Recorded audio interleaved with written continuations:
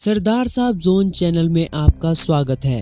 आज की इस वीडियो में हम आपको बताने वाले हैं अमेज़न रिवर के अनसुलझे और रहस्यमयी पहलुओं के बारे में। अमेज़न नदी दुनिया की सबसे लंबी और गहरी नदियों में से एक है और इसकी खूबसूरती देखने वालों को दीवाना बना देती है, लेकिन इसके पीछे छुपे हुए कई रहस्यमयी संबंध और कई अनसुलझे तथ्य हैं। इस नदी को लेकर शोधकर्ताओं के मन में कई सवाल खड़े होते हैं, जैसे इसके जीव जंतु जो इसे अनोखा बनाते हैं और एक ऐसी प्राचीन सभ्यता जी है। शोधकर्ता 1600 के दशक से अमेज़न नदी के स्रोत के बारे में खोज करते आए हैं।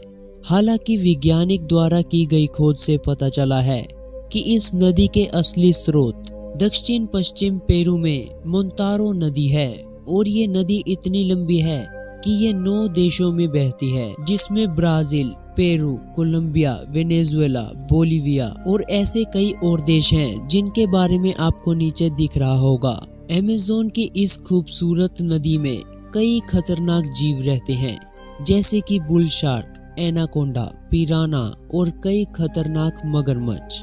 लेकिन अमेज़न नदी में सबसे बड़े आकार के जानवरों के साथ कुछ ऐसे जीव भी पाए जाते हैं जो दिखने में तो काफी छोटे हों, लेकिन किसी बड़े जीव से भी ज्यादा नुकसान पहुंचा सकते हैं।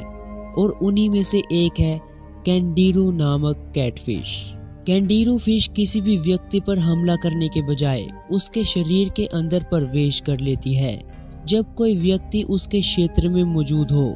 शुरुआत में भले ही इस मछली का शिकार होने वाले व्यक्ति को कोई खास तरह की तकलीफ नहीं होती, लेकिन जैसे वक्त बीतता जाता है, ये छोटी मछली शरीर के आंतरिक अंगों पर हमला करती है और इसके अलावा शरीर में मौजूद खून को भी नुकसान पहुंचाने के लिए जानी जाती है। जब मैंने इस मछली के बारे में थोड़ी और रिसर्च की तो मुझे ऐसी तस्वीरें मिली जो मैं आपको इस वीडियो में दिखा भी नहीं सकता। ये इतनी ज्यादा खतरनाक है। अब तक ऐसे कई मामले दर्ज हो चुके हैं जब इस मछली को लोगों के पेट से ऑपरेशन के जरिए निकाला गया है, और समय रहते अगर इस मछली को नहीं निकाला गया तो उस इंसान की जान भी जा सकती है। अमेज़न नदी में एक और ही ऐसी मछली पाई जाती है जिसका नाम तो बेशक इलेक्ट्रिक ईल है, लेकिन ये भी कैटफिश के परिवार में से ही है।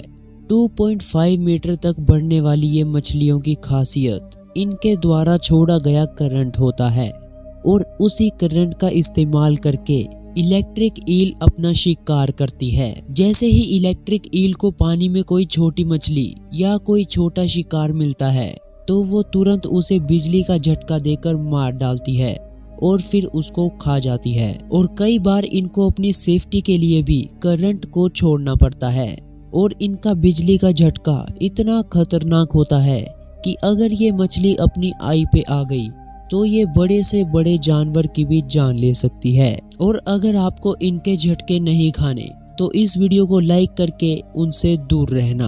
अमेज़न नदी इतनी खतरनाक होते हुए भी बहुत ज्यादा खूबसूरत है, जो दुनिया भर के कई जीवों को आसरा देती है, कई जीवों का घर है और इसे पृथ्वी के लिए भी बहुत महत्व माना जाता है। अमेज़न की इस नदी में शोधकर्ताओं द्वारा लगातार कई प्रजातियों के जीवों की खोज होती रहती है, और इसमें कोई भी हैरानी की बात नहीं है कि वर्तमान में 3000 से भी ज्यादा मछलियों की प्रजाति इस नदी में रहती है। और इनकी लिस्ट में आरापाइमा नाम की एक विशाल मछली भी है, जो एक आदमी के आकार की मांसाहारी मछली होती है, जिसे कई बार डिस्कवरी चैनल में भी दिखाया गया है, जो कि बहुत अच्छी बात है। अमेज़न नदी पूरी दुनिया में दूसरी सबसे लंबी नदी है, जो अफ्रीका में दूसरे स्थान पर आती है।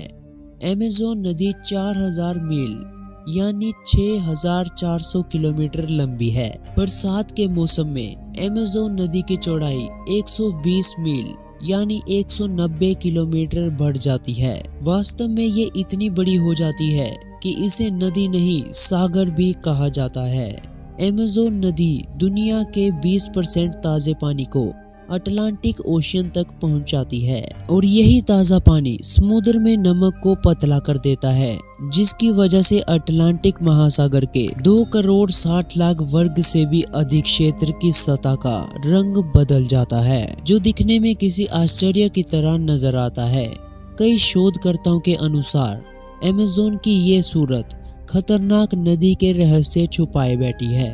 शोधकर्ताओं के अनुसार अमेज़न में ऐसी कई रहस्यमयी सभ्यताएं रहती थी और इसीलिए कई खोजकर्ता मानते हैं कि उन्होंने अपने कीमती और अद्भुत खजाने को इस नदी में छुपा दिया था, जिस पर कई शोधकर्ताओं ने खोज की थी। उनका मानना था कि उन्हें अवशेष मिले हैं जो किसी रहस्यमयी सभ्यताओं के हैं, जैसे एल डोराडो और the last city of Z. शोधकर्ताओं का मानना था कि इनके पास बहुत ज्यादा सोना था और ये अपना राजा चुनते समय कई सारा सोना इस नदी में फेंक देते थे।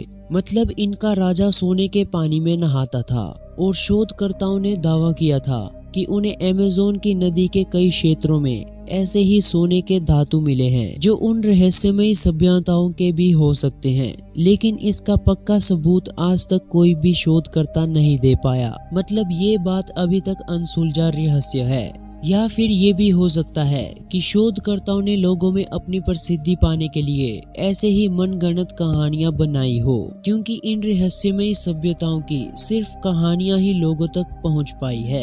आपका इस पर क्या विचार है, हमें कमेंट्स कर जरूर बताना। और अगर ये आपको वीडियो अच्छी लगी तो वीडियो को लाइक कर देना, चैनल को सब्सक्राइब कर देना। मैं मिलता आपको किसी और नई वीडियो में, तब तक के लिए take care and bye bye.